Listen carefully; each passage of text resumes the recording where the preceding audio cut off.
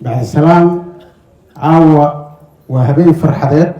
سيدة أركيسين فرحة سوء رئيس الوزراء حكومة الفدرال الصومالية مدن الروبلة واللي بدأ برنامج جوجي بقشدي سيقول رئيسين النووي بيد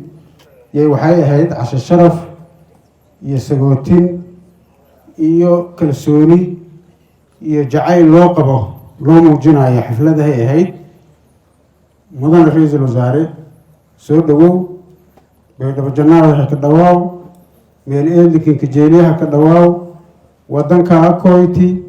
sida fanaaniinta ka sheegeen iyo la kinjeeliye ha dhawaaw mar lamaad iyo mar saddexaad baan dhawaaw eediyada ma santa ra'iisul wasaare runtii baahiyo tiro badan yaa Soomaaliya oo dhan ka jiro nin kasta oo madax Soomaaliyeed markuu yimaado ama la magacaabo ama la doorto deegaanka ugu horeyso oo Soomaaliyeed uu yimaado waa Koonfur Galbeed xabashada ugu horeyso oo u jeedino oo dadka reer Koonfur Galbeed ay jeediyaan waa jidkan isku xira Baydhabo iyo Xamar كما عاجزينه مجوجينه مدح كستون نوتي مادنا وشيءنا أديكنا نجى قدوم باهدا أننا أقول بدن وحاول جدتك إسكوحيرو كونفور قلبات يو عاصمة الصومالية براو يأفقوي بيدبو يحمر بيدبو يحضر baahida ugu badan oo ay dadka reer koonfur galbeed ay qabaan waa taas weey marka mar labaad naga guddoon kuna seexo kuna soo toos magaalada Baydhabo kuguma cusbo waa aragtay hore u joogtay waa ka shaqeysay mashaariic badan baa ka qaybtay mashaariic badan baa ka fulisay nasiib wanaag adoo samafaraha joogi jirtay waxaad timid adoo ra'iisul wasaaraha Soomaaliya ah waa soo kormeertay waxaan kugu soo dhaweynay oo suurtagalay in mashaariic horay aan u diyaarinay oo noocyo badan isugu jirto badan aad nagala qayb gaashid munaasabadeeda furitaanka ah waxa kale oo noo suurtagalay inaad mashaariic kale cusub aad noo dhagax dhigtid oo baahida bulshada ka mid ah waxaan noo hagaagay oo noo suurtoobay labadii sano joognay waxyaabo badan oo mashaariic ah oo dalkan ay u baahanayeen oo adeegyada bulshada ah oo ah xarumihii waxbarashada caafimaadka adeegyadii bulshada oo dhan wax badanna waa nooga suurtoobeen wax badan kalena waxaan jecelnahay inay nooga suurtoobaan mudane ra'iisul wasaare anigoo og waqtiga inuu kugu yar yahay in lagu xisaabayo in lagu tirinayo maanta iyo bariba laga gooyay la leeyahay maalin baa u baxday laba u baxday haddana wixii mas'uuliyadaada ah iyo awooddaada dawladeed ah inaad qabato yaan ka rajaynaynaa dadka reer koonfur galbeed waa dadka Soomaaliya ugu jecel dawladnimada iyo nidaamka iyo kala dambeynta aaminsanna in midnimo Soomaaliyeed la helo dawladnimada lagu wada noolaado dalka iyo dadkana loo turo dadka Soomaaliyeedna ay helaan dawlad ay ku noolaadaan oo dalkeedii dadkeeda maamusho dadka ugu jecel oo dawladnimada ugu jecel waa marka waxa ku ogaan kartaa qof kasta oo madax Soomaaliyeed oo yimaado waa magaaladii soo dhaweynta waa magaaladii maxay ahayd martiqaadka waa magaaladii ixtiraamka waa magaaladii sharafta waa dadka u samaysan waa dadka dawlad jaceylka u samaysan waa dadka waxay u samaysan yihiin calan jaceylka oo dadka waxay u samaysan yihiin wadaniyada iyo dal jaceylka marka ku soo dhawow nin kasta oo madax Soomaaliyeed ahna intaasaan faraynaa waxaan aad iyo aad ugu kalsoonahay oo u jecelnahay mar ay noqotaba inaan gaari doono riyada iyo rajada ay leeyihiin dadkan reer koonfur galbeed oo ah inay helaan isu socodkii jidadka mar ay noqotaba dadaalka aan wadnayna ka mid tahay ilaahay idankiis annaga oo la kaashanayno cid kasta oo awoodo oo ugu horeyso dawladda federaalka iyo hay'adaha kale caalamiga ah ee security-ga ka shaqeeya ugu horeeyaan amisom marka dadaaladeedina waa wadnaa waxaan rabnaa in nagula garab istaago oo la wado mudane ra-iisul wasaare intaas waa intii dardaaranka ahayd oo adigii iyo dowladdaadaba aada naga qaadi doontaan horeyna aan u aragtay magaalada waxa ka jiro markii intaas laga gudbo dee sidii aan horey kuugu sheegay waa tan waktiga lagu tirinayo dalka soomaaliya wuxuu galay doorasho waxaa dhammaaday muddaxileedkii dowladda federaalka hay-adaha dastuuriga ahaa oo ahaa muddadii 4 sano ahayd waktigiibaa gabagaba ah shirar badan iyo dadaallo badan iyo ismaasho tiro badan oo aada la socoteen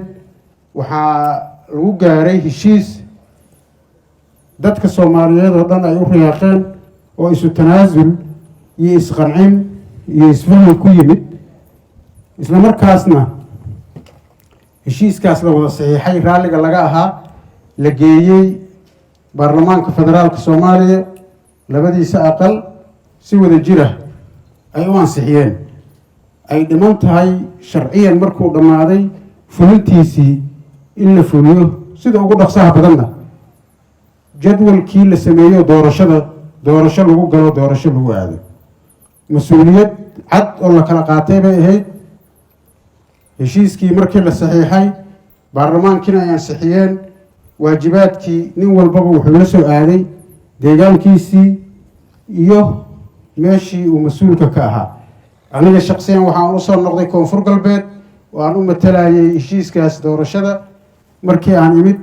waxaan la wadaagay dadka reer koonfur galbeed xukuumadda baarlamaanka dhaqanka ururada bulshada waxgaradka siyaasiyiinta intaba aada iyo aadayna ugu farxeen go-aankaas iyo heshiiskaas la soo qaatay heshiiska doorasho siduu raba ha ku yimaado oo lagu heshiiyey wuxuu ahaa kii doorashada dadbanaa ahaa oo 2016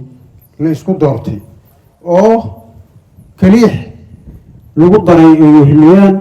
ergadii dadka dooranaysay meeshii ay 50 ka ahayd yaa waxaa laga dhigay 101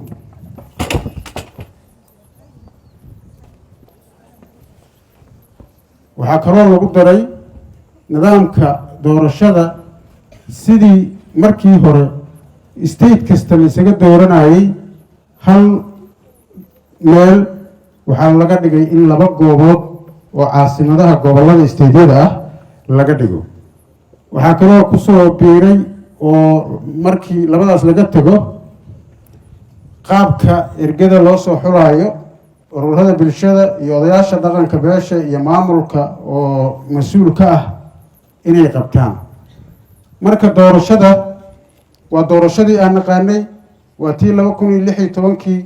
waxaa la soo faray guddiyadii 2016 la sameeyey in sidoodii loo soo sameeyo nin walbo mas-uul ahna uu mas-uuliyadda guddiga uu leeyahay uu soo diyaariyay annaga waxaa lagu heshiiyey dowladda federaalka in aan u dirno dowlad goboleed kasta 4 xubnood oo ka mid ah aadayo guddiga federaalka ah 2 ah iyo 2 xalinta khilaafaadka sidaa la socotaan markii aan nimid annaga horeyna waa in kugu sheegay waxaan hormuud ka ahay oon ugu horeeyaa oo aanan hakranaynin horumarka iyo dhismaha iyo dadaalada dowladnimada soomaaliya loo sameynayo waxaan ahay ninka ugu horeeya waxaan u taaganahay wax allaale iyo wixii soomaaliya qarannimadeeda ay ku soo noqonayso waxaa ku ogaanaysaan dadaal kasta oo loogu jiro dowladnimada soomaaliya ama dib u heshiisiin ah ama shir ah ninka ugu horeeyaan ahay maahana ninka ugu dambeeya miyi waxaa ku ogaanaysaan markaa nimid waktigii la soo qaatay la go-aansaday waajibaadkii guddiyadii in la buuxiyo dadka reer koonfur galbeed waa yaabeen markii aan fiirinay dadkii mas-uuliyiinta ahaa xaq u lahaa ama lagu aamini kara shaqadan inayn gudbino yaan gudbiyey 4 qof ninka ugu horreeya gudbiyaan ahaa markii aniga aan gudbiyey afartii qof yaa dowladda federaalka xafiiska ra-iisul wasaaraha iyo wuxuu soo saaray warqad uu ku codsanayo afarta dowlad goboleedoo kale uu leeyahay soo gudbiya guddiyadii liinka rabay dadka reer koonfur galbeed iyo dadka social mediaha aada ugu mashquulsan iyo inta wanaagga iyo xumaanta jecelbo waxaa la yidhi koonfur galbeed waa laga reebay maba loo aqoonsano dowlad goboleed maxaa loo reebay annaga mar hore shamee waaba dhiibnay maxaa naloo qoraa waaba dirnay marka waa u sheegnay waxaan nidhi annaga waa gudbinay guddigaanagii ninkay ku hartay dhibaysaa ma ogiy annaga mar horeaanu gudbinay laakiin ninkay ku hartay way ninka la leeyahay war waa kuga hartay maxaa kuga dhacay marka nalooma digaayo warqadna nalooma soo qoraayo waa kuga hartayna nalama dhahayo dadka aan dirnay marka dadka aan dirnay waxaa jira dhaliilo guddi dadka aan dirnay maxay yihiin waa dadkii aad taqaaneen oo ugu habboonaa oo nidaamka heshiiska ah iyo dastuurka iyo sida lagu heshiiyey oo guddiga uu ku imaanayo rasmiga u waafaqsan waa taqaanaan guddiga doorashooyinka qaranka labadii qof oo nagala rabay waxaan ku dirnay dadka reer koonfur galbeed oo dhanna ay yaqaanaan nin la yidhaaha guurow waa taqaanaan waa ganacsado reer baydhabo ah waa siyaasi hore waa nin xilal badan dalka ka soo qabtay waa gobernatoore ka soo noqday gobolka bakool xildhibaan federaalka soo noqday wasiir soo noqday soomaaliya oo dhan taqaano haddana aanan wax xil ahaynin ganacsato soomaaliyeed oo u taagan dowladnimada ahaa yuu ahaa ninka ugu horreeyen qornay ninka labaadna wuxuu ahaa nin aqoon-yahan ah oo reer koonfur galbeeda oo aad taqaanaan oo liibaan la yidhaaho oo naga kaalmeynayay arrimaha dastuurka iyo sharciyada labadii qof oo gudbinay labadaas qofay ahayn wax shaqaahana mayna haynin wax mas-uuliyad ahna ma haynin dadkii waajibka ahaa in la gudbiyo oo ugu habboonaa yayna ahayn labada qof oo aan ku darnay xalinta khilaafaadka dad la yaqaano waaye guddoomiyihii hore gobolka shabeellada hoose maxamed bare oo guddoomiyaha hadda laga qaaday xilka ka horreeyey oo muddo dheer inta iska joogay iyo nin aqoon-yahan ah oo cabdi maya waxaa la yidhaahaa cabdi maxamed sheekh la yidhaaho oo reer ingiriiska ah oo reer koonfur galbeed ah oo asagaba waqti yar joogay yaan asagana dirnay waxay caddaynaysaa marka aan tillaabo qaadayno inaan ka taxadirayno heshiiskii lagu soo heshiiyey oo ahaa qofka ka mid noqonayo guddiga inuu yahay qof mas-uuliyaddaas qaadi karo wax xil ahna aanan haynin loo qaateerna ah bulshada dhexdeedana sumcad iyo sharaf ku leh lana aamini karo inuu yahay dadka reer koonfur galbeed oo dhanna waa ku qanacsan yihiin waana ku faraxsan yihiin kulligoodna waa iga hambaliyeeyeen guddiga isaga ahaa sidaasaan u dirnay oo dadka ugu horreeyey oo diray baan ah markii intaas laga tago waxaa kaloo sharciga heshiiska ku jiray inaan isagana sidaasoo kale guddi 8 xubnood ah oo guddiga dowlad goboleedka ah kaas waa kii federaalka kanna waa kii stateka inaan soo saarno oo shaqadii hoose ugu muhiimsanayd guddiga qaban lahaa haddana ayadana ninkii ugu horreeyey sorry waxaa iga horreeyey saaxiibkay waare ninkii ku xigay oo soo saaray baan ahaa guddiga isaga ahaana waa gudbinay dad sida hadda aan idiin sheegay oo kale ah oo aqoon-yahano ah oo dhallinyaro ah oo reer koonfur galbeeda oo dadkii ugu mudnaa ah yaan gudbinay oon ugu gudbinay ra-iisul wasaaraha wax marka shuruudihii guddiga ahaa oo lagu dhimaa ma jiro annaga oo u diyaar garoobayno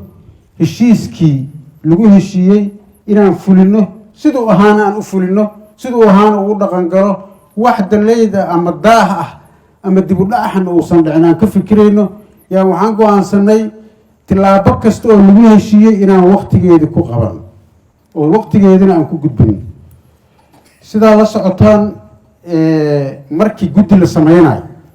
annaga doorashadii waa joognay 2016 hadda markaan sameynaynay ilaa waa sidii wixii aan horey usoo marnay waaye dad badan oo saaxiibo ah yaa waxay iga codsadeen in guddiga qof ayaga ay yaqaanaan ama qaraabadooda ah lagu daro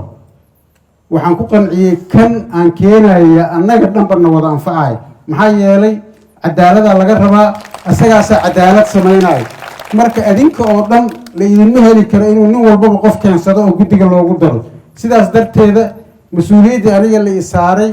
waxaan u gudanayaa siday ahayd dadkii ugu habboonaa oo heshiiska ku qornaa oon wax shaqo ahna haynin wax xil ahna aan haynin shaqadaanna ka soo bixi karo una diyaarsan ayaan keenayaa ku raalli ahaada marka ma dhibsanin waxaa igu darnaa marka 2016 markii guddiyada la sameynayo aniga waxaan intaan joogay xildhibaanaan rabay sida dadkaasoo kale aniga ma warsanin laakiin waxaa joogay nin wiil in adeerkay ah oo maamulka aada ugu dhunduleelo oo qabqablayaalka oo guddiga lagu daraayo ka mid ah yaa waxaan dhahay guddiga gal guddigan waa inaad gashaa ninkii waa soo baxay nin dadaal badan uu ahaa in adeerkay waaye waxaan u leeyahay guddiga gal aniga xildhibaanaan rabaa moogta inuu igala shaqeeyaan rabaa ninkii waa dadaalay waa orday asaga iyo waxaa laga ballan qaaday waa cabdifataax mahad asagii aadan cabdinaasira waxaa layidhi guddigaa la inku daraaya maamulka inta joogaa yidhi waa inku daraynaa adiga sidii jiirada ay u socotay final isaga waa geli waaye waa la soo bixiyey aadan keligiisaa gala aniga marka haddii uu cabdifataax geli waaye waxaan leeyahay xildhibaan ma raadinayo cabdifataax haddii guddiga geli waaye dad kale oo soomaaliyeed oo dhalinyaraha galay muhiimna ma aha guddigeed waa cadaalad in la helo dadka adiga ku soo dooranhayo iyo guddiga shaqada uu qabanayo inay shaqo hufan ahaato lagu kalsoonaado yaa muhiima sidaasoo kale hadda markii aan guddiga suubinayo su-aashii igu adkeyd waxay ahayd 2016 inta waxaa noo jooga annaga xukuumadda noo dhisan wasiiru dowlo oo xafiiska madaxweynaha ah yaa jooga oo wasaaradeyda golahayga wasiirada ka tirsan markii guddiga aan sameynayey intaanan sameynin wasiiru dowlihii waa ii yimid wuxuu yidhi waa sidii caadada ahayd waxaan rabaa guddiga inaan galo oon guddoomiye ka noqdo war haddii see uga noqonaysaa sharciga waxaa ku qoran in ninmaan xil hayo inuusan qaban karin guddiga uusan ka mid noqon karin wuxuu yidhi 2016 ninka anigoo kale ahaaba guddoomiyaha shirka wasooto adiga uu joogtay maaha hadda 2016 ma joogno ninkii cadaalad darradaas suubinayena ninkii ma aha annaga cadaaladaan ka shaqaynaynaa nin sharci ilaalinhayo oo nidaam ilaalinhayaan ahay nin wasiir ahna ma noqonayo adigana raalli ahow guddigan dad aan shaqaynaynin oo xil aan haynin baa qabanayaan niri marka waxyaalaha laga hadlaayo oo guddiyada oo laga sheekeynaya iyo dadka cabashada qabo oo guddiga ka cabanaya oo madaxdii hore ah waxaan ka codsanayaa intay keligood meel fadhiistaan wixii ay soo sameeyeen ha soo xasuusteen ha yidhaaheen adi maxaa soo samaysa waxaan fiican oon samaynaynana ha taageereen ayaysan u xiisin wixii xumaa ay samaynayeen inaan samayno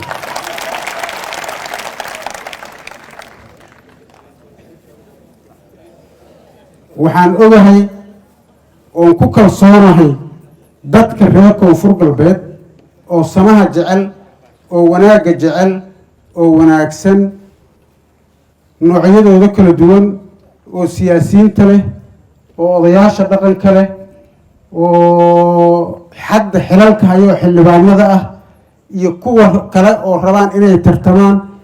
intaba inay ku kalsoon yihiin guddigaas aan samaynay iyo maamulkooda koonfur galbeed ayna ka heli doonaan cadaalad iyo doorasho xor iyo xalaal ah oo transbaranti ah oo ay ku kalsoon yihiin deegaankooda taasaan aaminsanahay min dhaqan ilaa iyo dhalinyaro iyo aqoon-yahan qof kastoo reer koonfur galbeeda waa ogahay oo wanaagga jecel oo aan xanuunsanayn inuu ku faraxsan yahay waxa aan samaynay uuna ku qanacsan yahay raallina uu ka yahay doorashadan inuu ka heli doono cadaalad doorasho feera xor iyo xalaala nabad ku dhacdo lagu kalsoon yahay inay imaan doonto. waxaa ogaanaysaan dadka Soomaaliyeed meel walbay joogaan aan u sheegayaa un ballan qaadayaa aniga ma garanayo 77 xildhibaan inta lagu dooranaya maanta nin saaxiibkay ah isoo wacay oo musharaxiinta ka mid ah wuxuu igu yiri xildhibaanadii hore oo ku jiray baarlamaanka yaa xildhibaan noqonaya haddana la sii saaxiibayaa ii sheeg waxaan u sheegaan waaye waana runtii ma garanayo qof noqonayo maxaa yeelay aniga xildhibaanka ma qorayo haddaan qorayo u sheegi lahaa hebel iyo hebel aan qoraan dhihi lahaa waxaan idhi war aniga ma garanayo qof xildhibaan noqonayo xildhibaanka waxaa dooranayo beeshii kursiga iska lahayd 101 qof oo ka mida ninkii noqon doonana ilaahay baa yaqaano xilka iyo darajadana ilaahay baa bixiyo aniga ma bixiyo annaga waxaan fududaynaynaa maamulka iyo guddiga doorashooyinkaba inay doorasho sidaan hore u ballan qaaday xor iyo xalaala dhacdo cidna aan lagu dulminin nin walba ha ku kalsoonaado ilaahaygii abuurtay iyo dadkiisa iyo deegaankiisa iyo maamulkiisa ha ku kalsoonaado intaas way waxa annaga nagala rabo facility-ga maahan annaga waxba ma qorayno waxna ma dooranayno markaan intaas ka gudbo waxaan rabaa sidii heshiiska uu ahaa waqtiga wuu socdaa in dadka Soomaaliyeed iyo madaxda annagana la midka ah oo dowlad goboleedyada aan u dhabayno heshiiskii la soo gaaray iyo jadwalkii rasmiga ahaa oo doorashadii u dhacdo uusan dib u dhac u imaanin in la ilaaliyo waqtiga shaqada sidii ay ku socotayna loo socdo madaxda kale ee Soomaaliyeed ee saaxiibada annaga kulliga ah ee aan guddiga ka soo dhamaanin ay guddi lagu kalsoon yahay oo ay ku faraxsan yihiin ay noo soo diraan tababaradeen uu bilaabo sidii heshiiska ah bishan hadday dhammaato December wuxuu ahaa qorshaha 15 ilaa 10 in aqalkii sare doorashadiisa ay bilaabato annaga marka diyaaraan u nahay guddigii waa gudbinay waxaan sugaynaa tababaradii iyo seminaaradii waxaan sugaynaa diyaar garowgii sida annada kale waa u diyaarsannahay baarlamaanka annaga koonfur galbeed waa joogaa odayaasha annadii dhaqankii waa joogaan siyaasiyiinta annadii waa joogaan ururadii bulshadii waa noo joogaan cid kasta oo tala naga mudnayd waa joogtaa ayagana waa kala tashanaynaa oo dad isku xiran baa nahay marka waxaan rabnaa si doorashadii waqtigeedii uu ugu dhaco in dardar la geliyo dowladda federaalka iyo dowlad goboleedyadaba sidii lagu heshiiyey heshiiska uu ahaa inay ku socoto shaqada oon ku fulino taas way tanaan codsanayno midda kale markii doorasho ay dhacayso sidii hadda aan kasoo sheekeeyey oo doorashada la aadayo waa iska dhaqan Soomaaliyeed waxaa jirta baqdin tiro badan waxaa jira walaac tiro badan waxaa jira shaki tiro badan oo waxaana kaliya lagu koobana maaha waxa dunyada dhan ka jira waaye waa la shubanayaa waa lagu shubanayaa waa la isku cabirayaa waa la boobayaa waa la qaadanayaa waa la riixayaa waa la soo jeedaa waa walaac way waxaan rabaa marka dadka Soomaaliyeed gaar ahaan siyaasiyiinta Soomaaliyeed meel walba ay joogaan annaga waajibaadkana saaran waxay tahay inaan baarlamaan soo saarno baarlamaankaas mas'uuliyadda saaran musharaxiin madaxweynaha imaan doonto ayagana waxaa laga rabaa inay baarlamaankooda ay sugaan oo baarlamaankaasna mas'uuliyadiisa u qaato oo kala hadlaan sidii lagu dooran lahaa wax hadeertaan cabir samayn karo iyo qof maanta doorashada berita dhici karta isku cabiri karo iyo qof siday tahay sheegi karo male ilaahay u baa marka nin kasta oo siyaasi ah oo walaac iyo qabo shaki oo aaminsan in iyo ay imaanayso naf jeclaysi iyo qof jeclaysi waxaan nooga muhiimsan waxaasoo dhan dalka waxaan rabno waa dowladnimo waxaan rabno waa cadaalad waxaan rabno waa horumar waxaan rabno waxaa weeye Soomaaliya oo dhisanto oo dowlad hesho ma ahan qof horumarkaas yaa noo muhiim ah muhiimadda aan rabno taas waaye waxaan rabaa marka dadka Soomaaliyeed meel walba ay joogaan si waqtigii doorashada ay ku dhacdo siyaasiyiinta iyo cid kasta oo walaac qabto inay ilaahayooda ku kalsoonaadaan darajada iyo xilka ilaahay baa bixiyo annagana ilaahay idankiis mas-uuliyadana saaran sidii aan horeyba ugu dhaaranay oon waajibka u qaadanay yaan u fulin doonaa annagoona cidna jeclaysanaynin cadaaladna waa samayn doonaa waa noo sinaan doonaan dadka dhan sida uu maanta aan ka dhageystay cabdiraxmaan cabdishakuur 4.5 iyo annagoonan aadin waa idiin simannahay musharaxiinta waa suukaana mid waa dad soomaaliyeed nin walba nasiibkiisuu qabaa ninkii ilaahay nasiibkiisa ka dhigaan la shaqaynaynaa annaga dowladnimaan u taagannahay waxaan rabnana waa dowlad soomaaliyeed oon dhisayno marka si gooni ah waxaan rabaa inaan inta fariin oga diro saaxiibaday oo arrimo shaqo iyo daruufo siyaasadeed iyo caafimaad isugu jiro dalka uga maqan inaan yidhaaho intii xanuunsan allaha caafiyo laakiin dowlad goboleedyada dhiman oo guddiga uu ku dhiman yahay in waxaan ka codsanayaa sidii aan hadda horey u sheegay si heshiiskii iyo shaqadii uu u dhaqan galo inay ayagana sida ugu dhaqsaha badan ay usoo dhammaystiraan guddiyadii shaqadiina ay u bilaabato doorashadii dalkana uu doorashadii uu galay aan ka dhabayno oo aan la gelin firaaq siyaasadeed iyo firaaq dowlada uusan dhicin boosashanada la buuxiyay annaga shaksiyan sidaan hore inkugu sheegay waxaan diyaar u nahay dowladnimada soomaaliya waxaan diyaar heegan u nahay mar walbaba inaan dhismaha soomaaliyeed aan ka ahaano cidda ugu horeyso oo maxay ahayde qaban doonto inaan ka noqono yaan diyaar u nahay intaas kadib waxaan rabaa inaan halkan aan ka cambaareeyo